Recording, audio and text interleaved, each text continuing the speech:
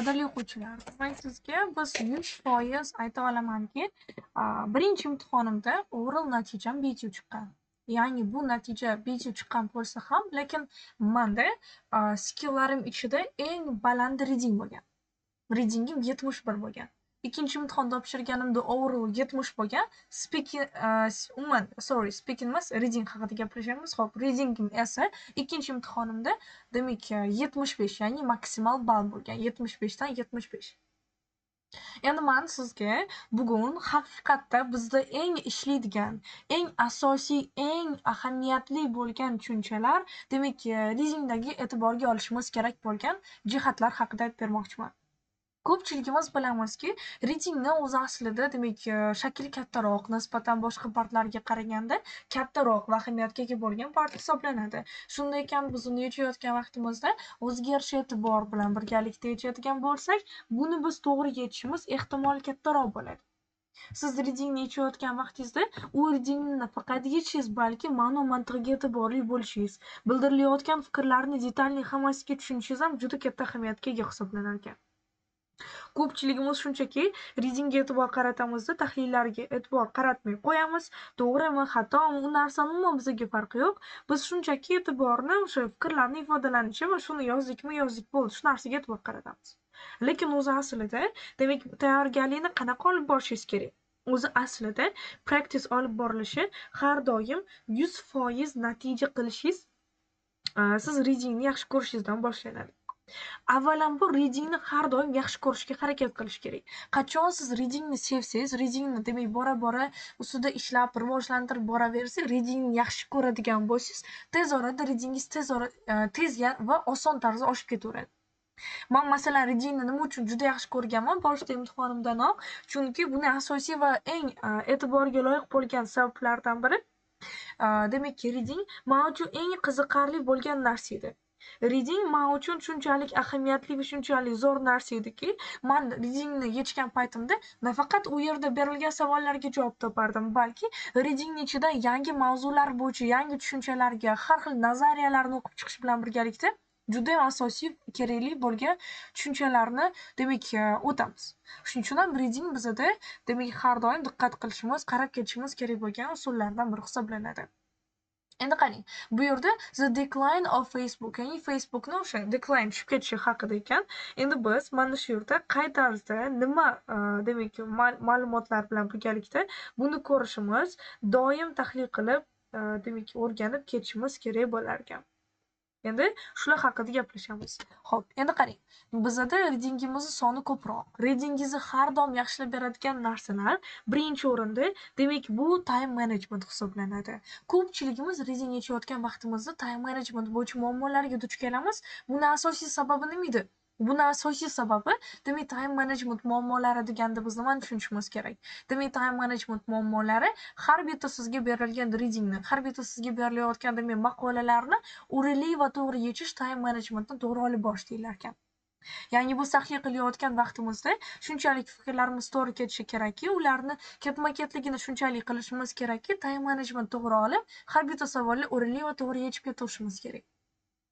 Bu narsa ham to'g'ri javob topishimizga yana bir bora yordam beradigan asosiy tushunchalardan biri hisoblanadi. Shuning uchun demak, siz reading yechmoqchimisiz? Time management bu siz uchun birinchi o'rindagi narsa bo'lishi kerak. Xo'p, birinchi demak qiynalayotganlarimdan boshlash kerakmi yoki osonlaridan? Ko'pchilik savol beradi. Sizga eng katta maslahatim birinchi bo'lib osonlaridan boshlang. Birinchi bo'lib osonlaridan boshlab, tayyor javoblar chiqib ketayotganini belgilab ketish kerak-da, oxirida qiyinlarini qoldirish kerak. Masalan, siz part 1, part 2 ni yaxshi yechsangiz-u, lekin part 3 doim sizni quvvaqingizni olsa yoki part 3 doim siz uchun qiyin bo'ladigan bo'lsa, part 3 ni eng oxiriga yechishga doim qoldirish kerak. Chunki ko'pchilik buni qilmaydi-da. Yo'q, xuddi sizni kimdir urishadiganday, part 3 ni qiynalsangiz ham qancha vaqt ketsa ham yechasizda, buni natijasida qolgan partlarga bizning vaqtimiz o'g'irlanadi. Qolgan partlarga e'tibor qaratmay qo'yamiz. Shuning uchun ham bu narsaga har doim diqqat bilan qarab, to'g'ri rivojlantirib borishimiz lozim bo'lar ekan. Demak, bu tushunchalar agar o'rinli olib boriladigan bo'lsa, bu bizning rivojlantirishimizga, aynan yaxshi va o'rinli natijalar olishimizga xizmat qiladigan strategiya hisoblanar ekan. Bu narsa tushunarli bo'ldi. Keyingisi esa bizda time managementdan tashqari Demak, bu savol turlarini tushunish deyilar ekan. Biz demak, aynan ingliz tilidagi o'sha siferlar, demak, hozir ekran uncha shart emas, ovozimni eshitsanglar bo'ladi. Hozir chunki part 5 bilan part 4 ni ko'proq tushuntirib bermoqchiman. Lekin kirish qismida baribir readingni rivojlantirish yo'llari haqida gaplashamiz. Demak, ikkinchi narsa bu savol turlarini tushunish. Xo'p, savol berishingiz mumkin. Savol turlari qanaqa savol turlari? Savol turlari bu, masalan, part 1 da matnning ichidan topishingiz kerak bo'lgan savol turi. Partiyada bir-biriga to'g'rilab qo'yishingiz kerak bo'lgan savol turi. Masalan, part 4dagi multiple choice savol turi. Yoki part 4 ikkinchi qismidagi true false not given savol turi. Xuddi mana shularning barchasi savol turlari deyiladi. Ularni hammasi uchun siz bitta strategiya qo'llaysiz ko'pchiligingiz, lekin o'zi aslida u strategiya hammasida ham qo'llanmaydi, hammasida ham to'g'ri deb bo'lmaydi. Masalan, skimming, scanning deymiz yoki boshqa texnikalar olamiz. Ularni hammasi ham hamma partda ham ishlamaydi.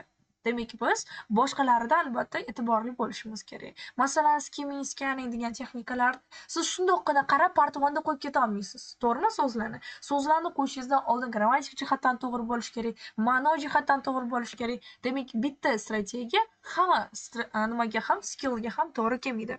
Hamma savol turiga ham to'g'ri kelmaydi. Mana shu savol turlarini to'g'ri o'rganib olishimiz esa, demak, strategiyalarni to'g'ri, demak, o'zlashtirish deyilar ekan. Strategiyalarni to'g'ri qay tarzda, demak, biz e'tibor qilib rivojlantirsak bo'ladi. Bu haqida hozir ham to'liqroq gaplashamiz. Keyingisi esa read instructions carefully.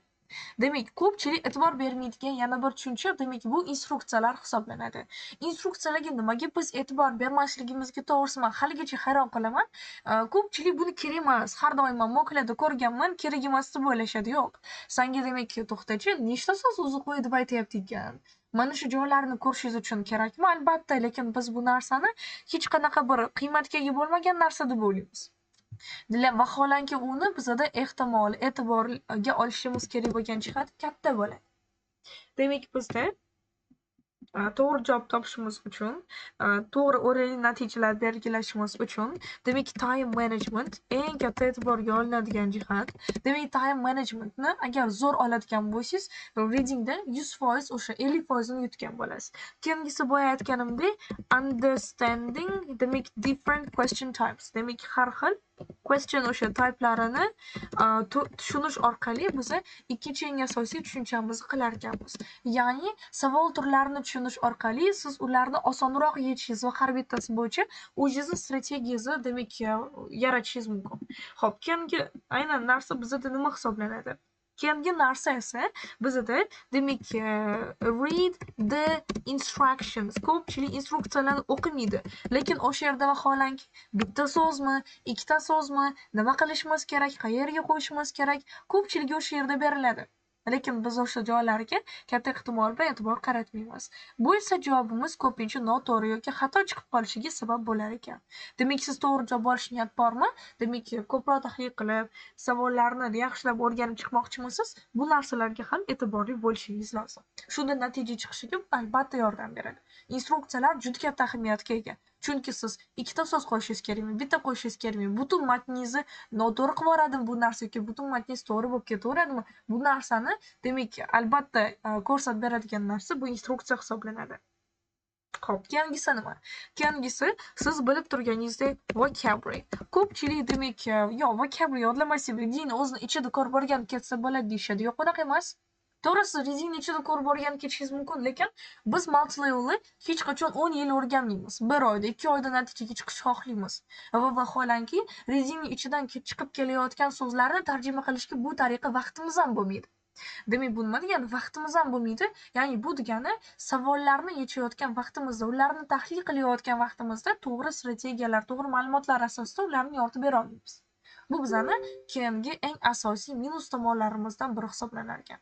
Shuning uchun vocabularyni har doim biz e'tibor bilan qarab, rivojlantirib boradigan bo'lsak, to'g'ri javob topish ehtimoli shunchalik oson, shunchalik, demak, asosiy bo'lgan tushunchalardan biri bo'lib hisoblanib ketilinar ekan. Shuning uchun bu strategiya biz uchun birinchi o'rinda bo'lishi va aynan mana shu usul orqali tayyorgarlikni kuchaytirib borishimiz zarur. Demak, vocabulary aynan tushunarli bo'lgan bo'lsa, yaxshi. Demak, endi tayyor bo'lsangiz, keyingi asosiy tushunchalar bilan birgalikda yana chuqurlashib, yana detalli tushuntiraman. Okay? Xo'p, demak, birinchi bo'lib keling, savol turlari bo'yicha gaplashamiz. Demak, savol turlarida bizda turli xil strategiyalar bo'ladi. Har bitta savol turlarida, demak, uni biz qanaqa, nima ko'rinishda yechishimiz kerak. Birinchi o'rinda har bitta savolga yechayotgan vaqtingizda ketma-ketligi mana bunaqa bo'ladi. Birinchi bo'lib read instructions, demak kirish o'sha ko'rsatmalarni o'qiysiz. Xo'p, nima qilish kerak ekan? Qanaqa bo'lish kerak ekan? Qayerdan olib qo'yish kerak ekan? Xo'p, birinchi instruksiya o'qiladi. Diqqat bilan nechta limit bor bizda? So'z qo'yish uchun nechta limit bor? Ko'rib olinadi. O'sha limit tagi chiziladi. Nechta so'z qo'yishingiz kerak ekanligini bilib, o'sha limitdagi chiziladi. Okay. Keyin biz nima qilishimiz kerak? Keyin biz understand qilishimiz kerak questionni, ya'ni savolni tushunishimiz kerak. Savolni tushunish nima degani? Prosta o'qish degani emas, ya'ni ongsiz o'qiymiz ko'pchiligimiz. Unaqa emas, biz ongli o'qib, ma'lumotlarda nima anglatilayotganligini tushunishimiz lozim. Shu orqali bizning to'g'ri javobimiz yana bir bora demak ifodalanib o'tilar ekan. Demak, aynan questionlarni o'qish, demak instruksiyalarni, savolni tushundingiz, o'qib olasizda, siz qaysi informatsiyani matnning ichidan qidirishingiz kerak ekanligini bilib olasiz bu orqali. Ya'ni bu nimaga kerak? Matnning ichida bilasizmi qancha so'z bo'ladi? Sizga kerak bo'lgan joyi qayer ekanligini faqatgina mana shu usul orqali bilishingiz mumkin. Shuning uchun ham tahlil qilayotgan vaqtingizda xuddi shu tariqa rivojlantirib borayotgan bo'lsangiz, ustida ishlayotgan bo'lsangiz, natija qilishingiz, aynan practicelarda o'rinli va yaxshi natija olishingiz albatta osonlashadi. Shuning uchun ham ko'pchilik o'quvchilarimiz tomonidan demak bu narsa vazifa qilib beriladigan asosiy tushunchalardan hisoblanar ekan. Rivojlantirish uchun buni ham albatta sizga maslahat beramiz. Xo'p, keyingisi esa savolni tushundingiz, nimani topishingiz kerak ekanligini bildingiz. Xo'p, keyingi bizda strategiya nima bo'ladi? Demak, identifying keywords, ya'ni identify qilmaydi ko'pchilik. Ya'ni o'zi nimani topishim kerak? Mani keywordim nima? Qanaqa demak javobni belgilashim kerak? Shu narsani demak ko'pchilik holatlarda biz qaramaymiz. Demak, bu bizani noto'g'ri javob qo'yishimizga sabab bo'ladi. Identifying keywords, demak keywordlarni aniqlash. Siz keywordlarni tagga chizishingiz, ya'ni keyword ko'pincha savol ichida keladi. Chunki savol ichida siz o'zingizdan nimani so'rayotganligini yaxshi tushunib ola olasiz. O'shani tagga chizish bizda keyword deyiladi. Tushunyapsan? Keyin demak, aynan biz keywordni topganimizdan keyingi qiladigan ishimiz esa locate information. Bu nima degan? Ya'ni ma'lumotni topish. Biz keyword demak belgiladik va o'sha belgilagan keywordimizga aloqador bo'lgan javobni, shunga aloqador bo'lgan demak joyini topishga harakat qilamiz. Bu bizani demak o'sha informatsiyani topish qismimiz bo'lar ekan. Keyin esa read carefully, diqqat bilan o'qish kerak. Demak, diqqat bilan nima qilishim kerak edi? Qayerda belgilashim kerak edi? Xuddi shunaqa har bittasi o'qib chiqiladi. Tushunyapsan? Bu bizani demak to'g'ri javob topishimiz uchun eng asosiy, eng ishlaydigan strategiyamiz hisoblanar ekan. Endi hamma narsani 100 marta eshitgandan ko'ra 1 marta ko'rgan yaxshi. Bu aynan strategiyalarda keling endi sizlarga qanday qilib qilish kerakligini, savol ichidan keyword topishda qanday topish kerak ekanligini misol tariqasida diqqat bilan tushuntirib beraman. Okay? Tayyor bo'lsanglar, demak ketdik. Hozir men ekranni almashtiraman. Just a second. Endi diqqat bilan qarang. Masalan, bitta portfol misolida tushuntiraman. When was Facebook created? Ya'ni savolni tarjima qiladigan bo'lsak, when was Facebook created? Yes. When qachon deyapti? Mana shu demak savol so'z bormi? Keyword har doim savol so'z ham bo'la oladi. Chunki bu yerda qachon deyapti, e'tibor bering. Demak Facebook nimasi qachon degan bizda savol beryapti. Endi biz bu yerga javob tanlayotgan vaqtimizni nimasiga e'tibor berishimiz kerak? Bu yerda javob belgilanayotgan vaqtida demak biz birinchi bo'lib qachon demak Facebook bizga nima qilingani kerak? Tugatilgani, yopilgani, demak masalan yangilangani yo'q, bizga yaratilgani kerak. When was the Facebook created? Nimaga men Facebookdagi chizmadim? Chunki bu keyword emas.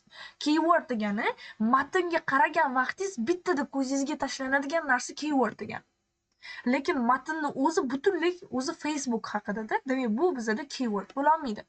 Demak, qachon Facebook yaratildi? Demak, bizga qachonligi va yaratilganligi kerak, ya'ni yaratilishining sanasi. Demak, tepaga chiqamiz. Endi biz savolni birinchi o'rinda ichida savol o'zini, demak, instruksiyasini o'qiymiz. Demak, bu yerda ABCga demak javob belgilashimiz kerak. Ikkinchi asosiy narsamiz understand the question, savolni tushunish edi. Savolni tushundik. Savol bizada Facebookni qachon yaratilganligini so'rayapti. Keyword nima ekan? When bilan created keyword. Endi biz informatsiyani qidirishga harakat qilamiz. Endi bizga demak asosiy va eng kerakli narsa bu endi tepadan qidirish bo'ladi. Facebookni qachon yaratilganligini diqqat bilan olib qidiramiz. Okay?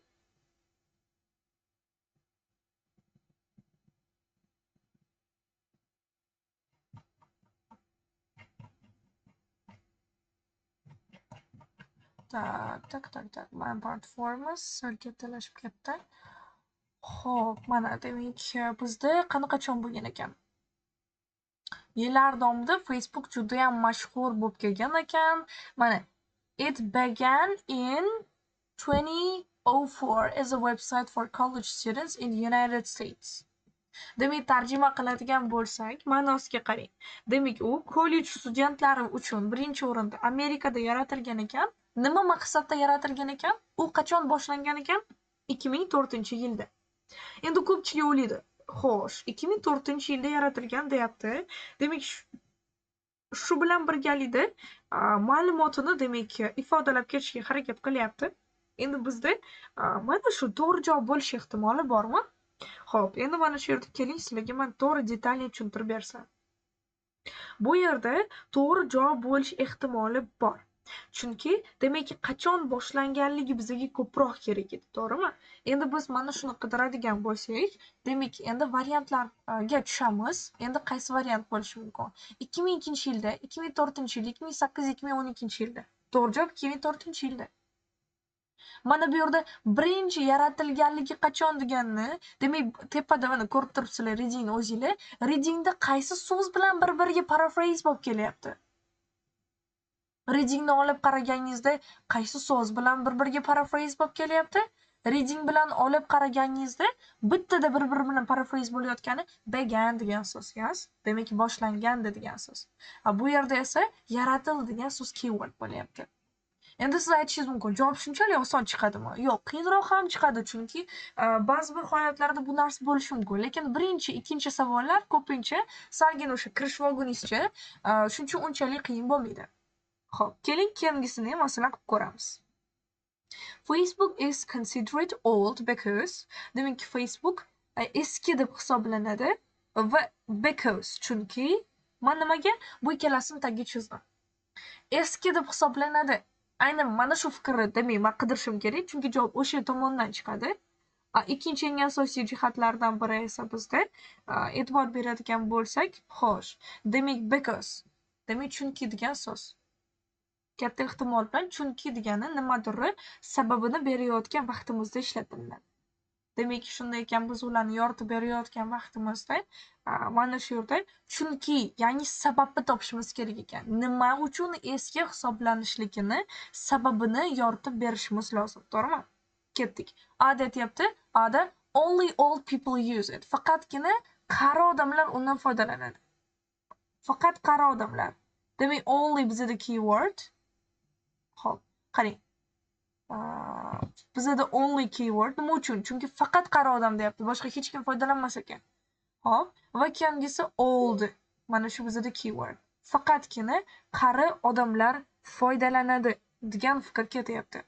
B'da esa its interactivity and visuals are not good at others. Demak, u interaktivlik uchun ko'pincha va vizuallari are as not good as boshqalaridek vizual ko'rinishi demak boshqa nimalardek, ilovalardek bo'lishi mumkin. Boshqa ilovalardek zo'r emas, deyapti, yaxshi emas.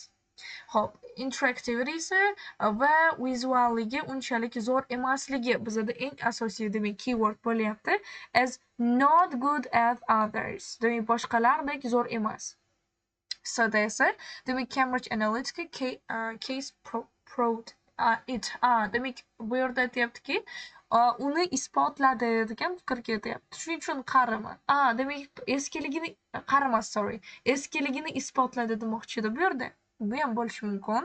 Xo'p, keyingisi personal information can be shared openly. Ya'ni shaxsiy ma'lumotlar ochiqchasiga demak share bo'lishi mumkin, chiqib ketishi mumkin deyapti. Nimalar? Demak personal informationlar. Xo'p, demak bu bizada keyword bo'ldi. Endi nima uchun eski deb qaralishini tepada davomidan boshlab qarayman. Bizda boyagi javobimiz mana bu yerdan chiqqan edi. Demak, javobi davomlari ham shu joylardan chiqish ehtimoli bor. Diqqat bilan qaraymiz va topishga harakat qilamiz endi buni. Tak.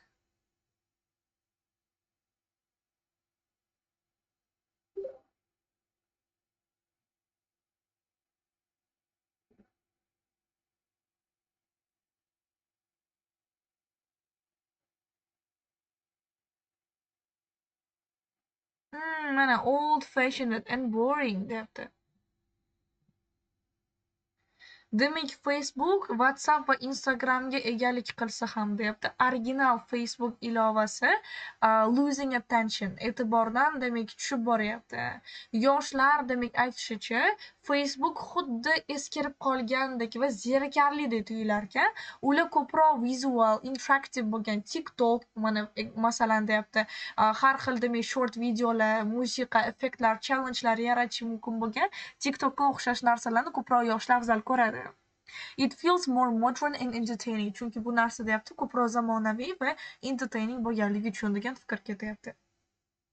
Qarang, davomida mana chala o'tuvchi joyini ham bergan ekanda. Another reason people are leaving Facebook is because of privacy issues. Demak, odamlar Facebookdan ketayotganligini eng asosiy sabablardan yana biri deyapti. Bu demak aynan xavfsizlikdagi muammolar. Yillar davomida Facebook bir qancha demak user datalarni o'sha umuman o'g'irlash bo'yicha juda ko'p nimalarga duch kelgan deyapti. Ba'zi bir holatlarda hech qanaqa bir ruxsatlarsiz shaxsiy ma'lumotlar tarqab ketar ekan.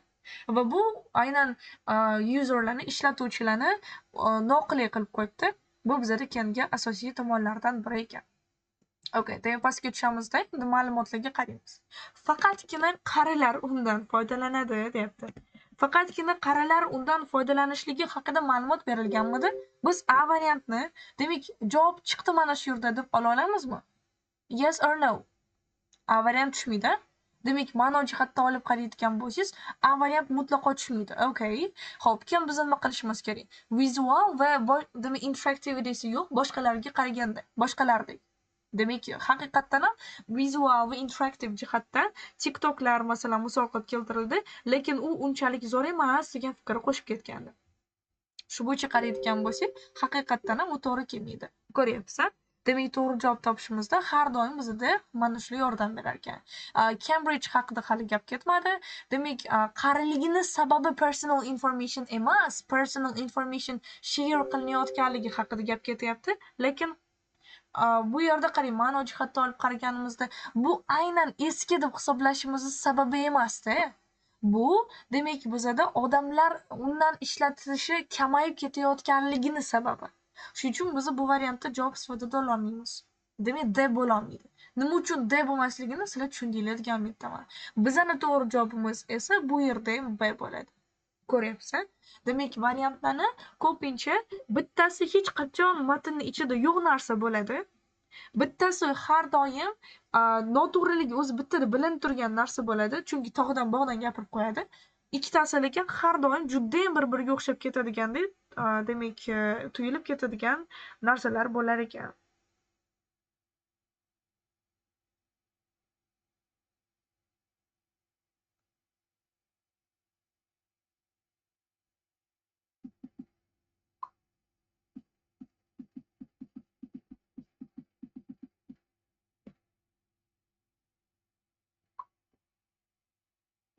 Mhm.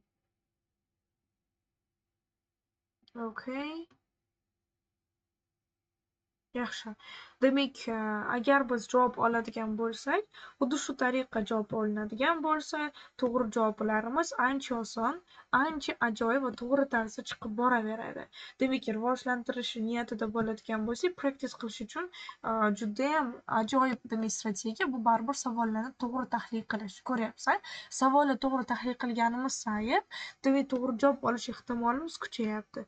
Savolni to'g'ri tahlil qilganimiz sayin uni ichida o'sha belgilangan fikrlari to'g'riligi ancha oshyapti. Shuning uchun ham demak har doim multiple choice savollari strategiya jihatdan olib qaraydigan bo'lsak, xuddi shunaqa strategiyada yechiladi. Bizada ko'pincha multiple choice savollarida masalan ko'pchilik qiynaladi. Birinchi savolni o'qiymiz, multiple choice'da ko'rdinglar, mana birinchi savolni o'qidik.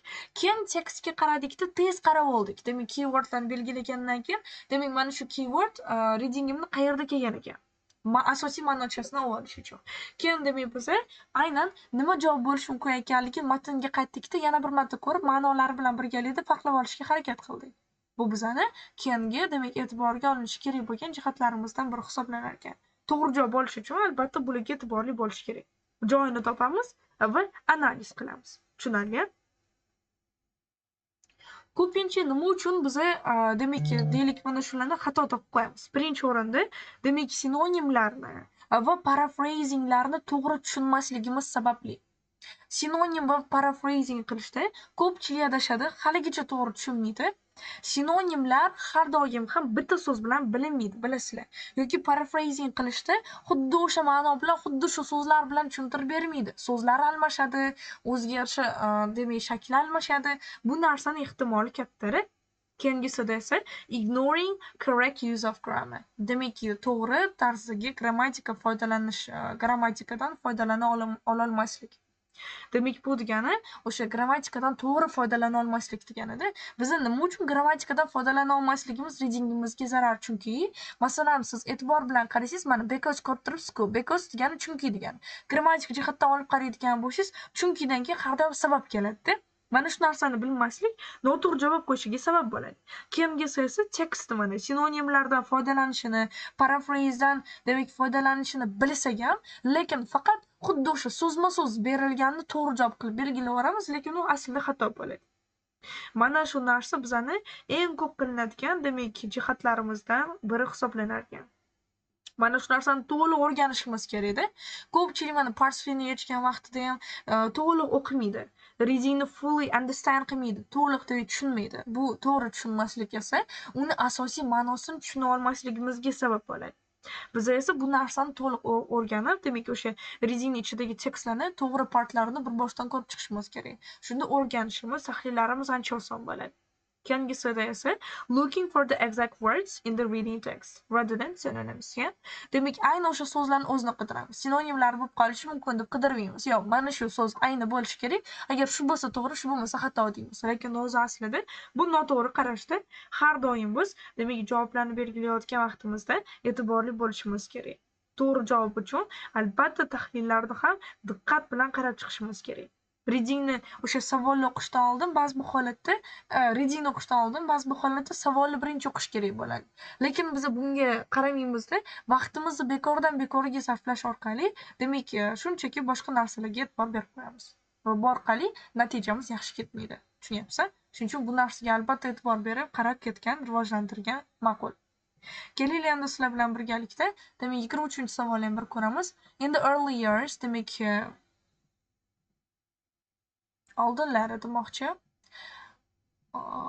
Tak, demak dastlabki yillarda Facebook veb-sayt bo'lmagan deyapti. Lekin vaholanki tepada bizda birinchi o'qigan joyimizda u mana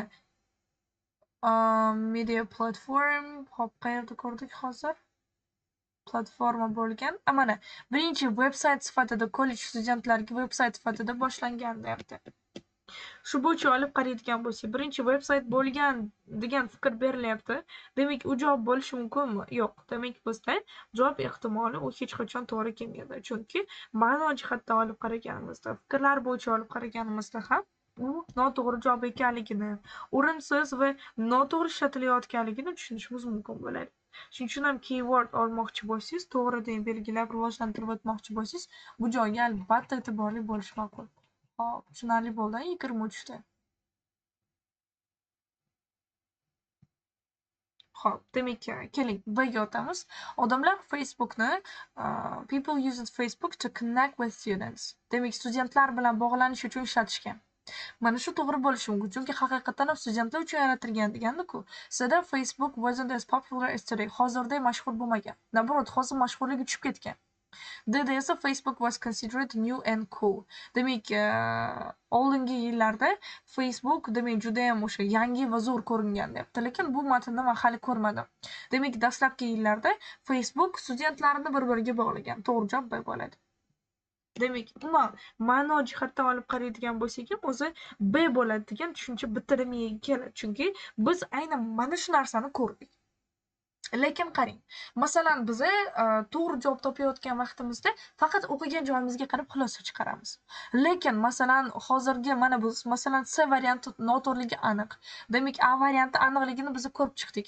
Lekin mana bu D ni ko'rmadik-ku, yangi va cool ko'ringan. Chunki dastlabki chiqqan yangi, masalan, dastlabki yillarda chiqqan narsa baribir ular uchun yangilik bo'lgan bo'ladi.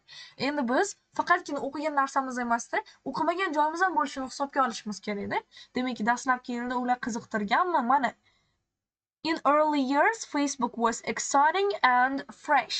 Demak, dastlabki yillarda Facebook juda ham zavqli va yangi bo'lgan. Fresh bizda new bilan birga sinonim bo'lyapti. Exciting esa pastda berilganda cool bilan birgalikda sinonim bo'lyapti. Shunda javob B bo'la oladimi?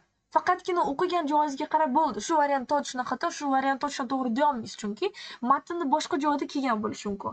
Agar u haqida hali o'qimadingizmi, matnni boshqa joyda kelgan bo'lishi mumkin. Shuning uchun yaxshilab joyini topib, keyin variantni belgilash kerak. Shoshilib o'zingiz men buni o'qidim, men bu variantni deb birdan belgilab ketish noto'g'ri. To'g'ri, B variant turgandi, lekin dastlabki yillarda bunaqa bo'lgan degan narsani matnni o'zida aniq qilib ko'rsatib qo'ygan boshqa joyda. Lekin biz agar o'sha joyni o'qimasak, точно B varianti olardik. Shuning uchun ham demak, javob topayotgan vaqtingizda bu joyga shunchalik diqqatli bo'lishingiz kerakki, variantlarni adashtirib yubormaslik uchun, okay? Xo'p, keling 25 ga o'tamiz. Facebook dastlab universitet studentlari uchun yaratilgan debdi. Demak, ma'no jihatdan olib qarasak, haqiqatan ham faqatgina studentlar uchun yaratilgan va bu narsa aniq berildi, u joyni aniq o'qidik. To'g'ri javob true bo'ladi. Demak, 2012-yilga qadar Facebookni demak millionlab foydalanuvchilari bo'lgan. Had billions of users. 2012-yilgacha shu joyni topishimiz kerak. 2018 ekan bu. Xo'sh.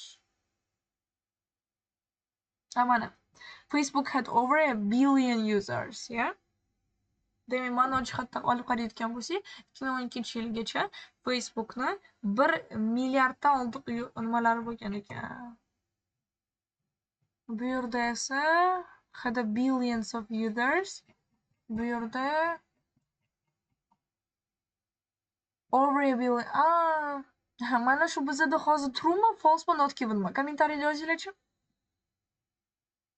True, false, not given. Qaysi biri bo'ladi?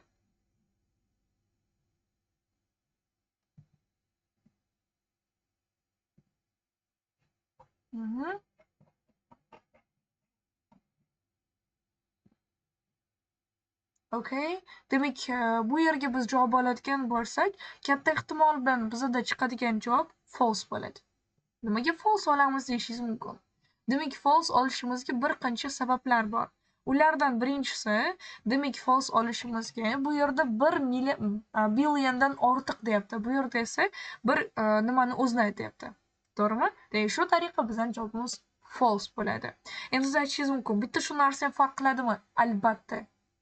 120 ga yaqin degan so'z bilan 120 dan ortiq degan so'z haqiqiy imtihonda javob bo'lib kelgan bir marta. Endi siz buni tasavvur qilishingiz mumkin bemalol. Shuning uchun ham demak, bu narsani baribir o'rgangan ma'qul. Ko'pchilik true deb o'ylaydi, lekin bu true emas. Bu o'z-o'zida demak false bo'lar ekan. Demak, har doim javob belgilayotgan vaqtingizda detallarga e'tiborli bo'ling. Ba'zi bir joylarda shunchalik chalg'itib beradiki, o'sha to'g'ri javobmikin, bu ham hayron qolasiz. Lekin u xato javob bo'ladi. Tak, keling endi mana 27 ni ham ko'ramiz. Many businesses advertise on Facebook to reach customers. Ko'pchilik demak bizneslar deyapti, Facebookda reklama qilgan, ko'proq xaridor yig'ish uchun. Xo'p, bizneslar haqida gapirilgan joyga o'tamiz endi. Xo'sh, mana bu joydan bizani keyingi variantimiz уже chiqdi. Belgilab qo'yaman buni. Tak, mana. Businesses also joined the platform to advertise their products and services. Demak, bizneslar ham bu prilojeniyega, demak, bu ilovaga joylashgan, keyinchalik qo'shilgan deyapti. Nima uchun qo'shilgan ular? Nima bo'lgan ularning maqsadi? Ularning bo'lgan asosiy maqsadlaridan biri bu, demak, bu orqali ular yangi odamlarni yig'ishib bo'lgan. Demak, endi shu tariqa biz olib qaraydigan bo'lsak, 27 ga true false not given qaysi javobni olishimiz mumkin? Kommentariyada yozinglar-chi.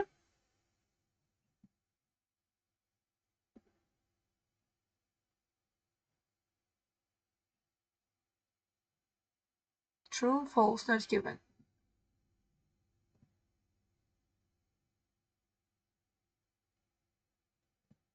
Demak, bu o'z-o'zidan true bo'ladi. Nima uchun? Chunki haqiqatdan ham ular bizneslar demak joylashib, o'sha Facebookda faoliyat yuritishgan. Bizneslar ham qo'shilishgan. Demak, o'zlarini mana advertise their products and services, servislarni yoki nimalarni, demak, mana marketing uchun, yangiliklar va entertainment uchun juda ham yaxshi imkoniyat bo'lib qolgan ekan o'sha paytda Facebook. Ko'ryapsan? Endi sizga savol. Ma'no jihatdan olib qaraganingizda, e'tibor bilan qarasangiz, bu sizga qiyin bo'lar ekanmi?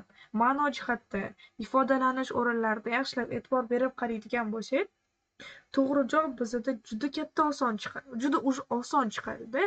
Variantlarni belgilashimiz, ularni to'g'ri va o'rinli yoritib berishimiz ham shunchalik oson bo'ladiki, o'zingiz ko'rib hayron qolasiz. Qanaqasiga nima belgilanadi? Tushunyapsan? Rivojlantirishimiz uchun, ustida ishlashimiz uchun albatta bu hisobga olish kerak bo'lgan tomon bo'larkan. Xo'p, savollar bormi mana shu yergacha bo'lgan qismda? Kommentariyada savollar bo'lsa, bemalol yozib qoldirsanglar bo'ladi.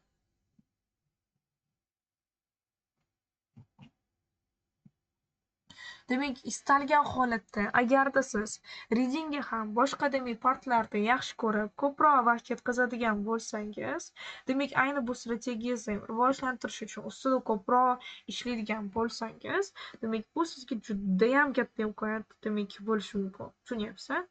Mana shu yerda rivojlantirishingiz, mana shu yerda albatta ustida ishlashingiz ham mumkin. Practice qilayotgan vaqtingizda hech qachon demak qiynalmaysiz. Ancha oson, ancha oddiy tarzda уже bo'lib o'taveradi.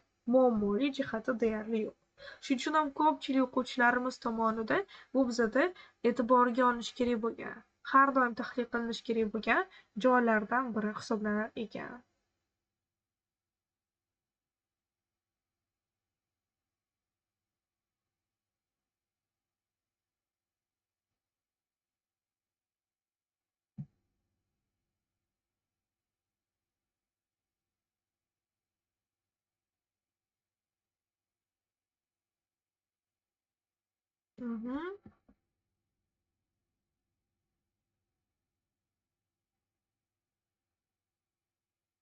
Aha.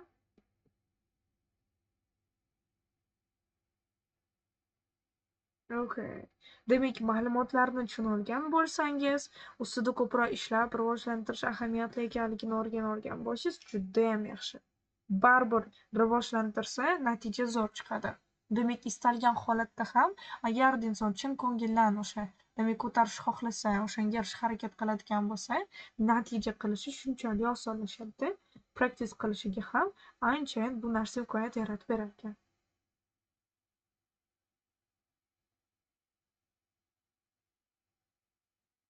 Okay, yaxshi. Demak, bu narsani tushunolgan bo'lsangiz, nima bo'ldi, qanaqa bo'ldi, demak, e'tibor bersangiz o'sha qayerga e'tibor qaratilishi kerak, nima bo'lishi kerak, hammasini o'rganayotgan bo'lsangiz, ancha zo'r bo'ladi. Demak, bu sizga yordam bergan bo'lsa, rivojlantirish uchun hisobga olishimiz kerak bo'lgan, e'tibor qilishimiz kerak bo'lgan joylardan biri ayni mana shu bo'lar ekan. Agarda diqqat qiladigan bo'lsak, ustida ko'proq rivojlantirib ishlaydigan bo'lsak, bu albatta har birimiz hisobga olishimiz, har birimiz ko'rib ketishimiz kerak bo'lgan strategiya hisobiga bemalol o'tadi. Tushunyapsan? Okay, yaxshi. Demak, hammalarga qatnashish uchun kattakon rahmat. Readingni demak ustida yanada ko'proq ishlashga harakat qiling. Nasib bo'lsa, yaxshi natijaga erishish ancha osonlashadi. Xo'p, customer degan joy yo'q edi-ku deb so'rashibdi. Xo'p, keling shu haqida man tushuntiray. Customer degan so'zi demak bizda hozir kerak emas, chunki bizada asosiy berilayotgan urg'ular albatta ular reklamani mana shu customerlar uchun qilishadi. Qaranglar. Bizada pastda aytyapti, ular yangi demak odamlarni jalb qilish uchun o'zlarini bizneslarini rivojlantirishdi. Ko'pchilik bizneslar Facebookda reklama qilishdi, deyapti. Bizada hozir reklama qilishim maqsadi haqiqatdan ham odam yig'ish bo'ladi-ku. Shuning uchun mana bu bizada keyword bo'lolmaydi. Bizada keywords ko'pchilik bizneslar reklamani Facebookda qilganligi bizada keyword bo'ladi. Haqiqatdan ko'pchilik bizneslar Facebookda reklama qildirganmi o'zini mahsulotini, shu joyga e'tibor beriladi. Javob topayotgan paytimizda ham shu joyga qarab belgilab, demak, javob tanlanadi. Tushunyapsiz? Urg'uni beriladigan joyga qarab, demak, biz javob topamiz, variant belgilaymiz. Agarda, demak, bu yerda ko'pchilik bizneslar Facebookda, masalan, deylik, o'zini tanitish uchun reklama qilgan desada, lekin matnda o'zlarini servisini reklama qilgan desa, u endi tushmasdi. Chunki bu yerda o'zini tanitish uchun qilgan reklamasi, u yerda esa mahsulot va servisini reklama qildi, deyapti. Ikkalasi o'rtasida farq bormi? Albatta. Lekin undaqa bizada joyi kerak emasda. Chunki o'sha reklama qilishdan asosiy maqsad customerlarga nima qilish, e'tiborli bo'lish, albatta o'zi tushunarli.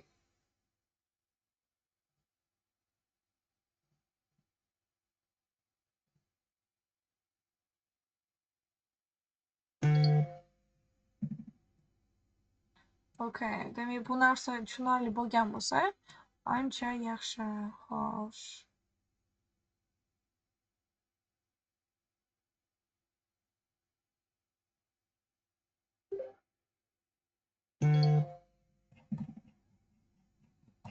Xo'p, savollar bo'lsa berishimiz mumkin. Demak, endi tushundinglarmi? Part 5da ham so'z qo'yishda ma'nosiga, mantig'iga qaraladi. Demak, to'liq o'qish shart emas matnni debdilar. Yo'q, shart emas. Ya'ni bu yerda matnni to'liq o'qishimiz shart bo'lmaydi. Demak, bu yerda o'sha savolni o'qiysiz, joyini belgilaymiz, variantlarni beramiz, bo'ldi. Fikr davomida qolgan ma'lumotlar, ideyalar berib ketaveradi.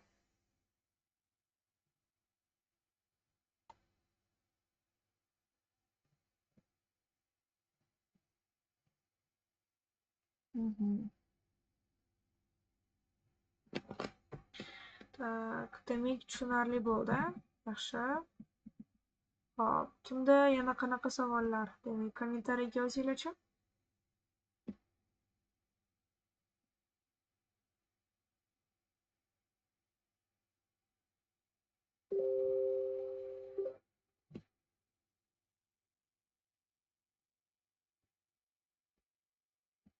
Hop, demak bitta savol kelibdi. Demak, university students deb yozilgan, lekin tepada college deyilgan-ku degan savol kelibdi. Hop, dunyo bo'ylab bu demak kollej studentlari uchun bo'lgan Amerikada deyapti. Zuckerberg. Xo'sh, katta ehtimol bilan qarang, nimaga bu true bo'lishining asosiy sababi chet elda o'qish bosqichlari bo'linadi-ku. Masalan, biz 12-sinf bo'lgan paytimizda universitetda birinchi kurs bo'lamiz, lekin ular 12-sinf bo'lganida nimaga o'qiyotgan bo'ladi-da? Nima? Ularni high schoollari bo'ladi. Shuning uchun ham shu bilan bog'lanyapti-da. U bizada juda katta nima emas, lekin e'tiborga olinish kerak bo'lgan jihat deb o'ylamayman. Chunki studentlar uchun demak baribir birinchi o'rinda qilingan.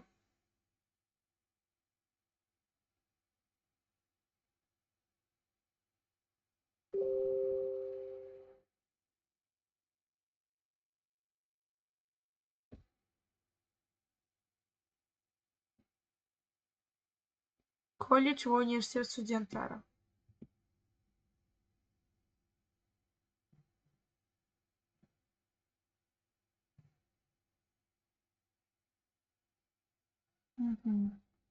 Xo'p, demak tushunarli bo'lgan bo'lsa, hamma joyda nimaga e'tiborli bo'lishimiz kerak o'rganib olgan bo'lsangiz ancha yaxshi.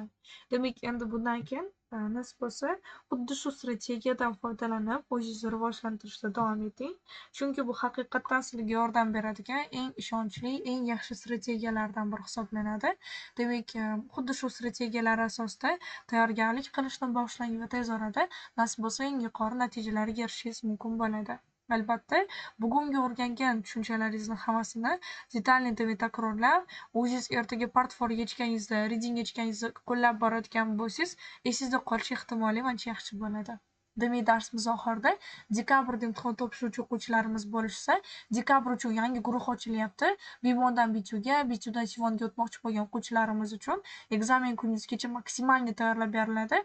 Demak, kursga ro'yxatdan o'tish uchun mana shu ko'k yozuv ustiga bosib, admin bilan bog'lansanglar, o'zlari sizga kurs haqidagi ma'lumotlarni tushuntirib o'tishadi. Demak, B2 C1 olguningizga qadar 190 ming so'm bilan birgalikda siz polniy tayyorlab o'tib berilasiz.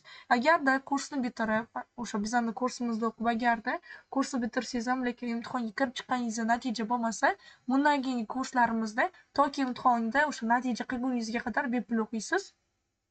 Shunaqa imkoniyatlar ham yaratib beriladi. Kurslarimiz har kuni bo'lib o'tadi. Yakshanba kuni ham dars, har kuni 2 mahaldan bo'ladi. Yordamchi ustozlar va asosiy ustozlar bilan birgalikda 100% nazoratda bo'lib o'tadigan kurslardan biri. Demak, Telegramda bunday kurslar albatta kam, Multilevel Zone'da esa ishonchli siz kurslarni topishingiz mumkin. Kurslarimizni bitirgan o'quvchilarimiz juda ko'p, minglab hattoki natija qilganlar bor.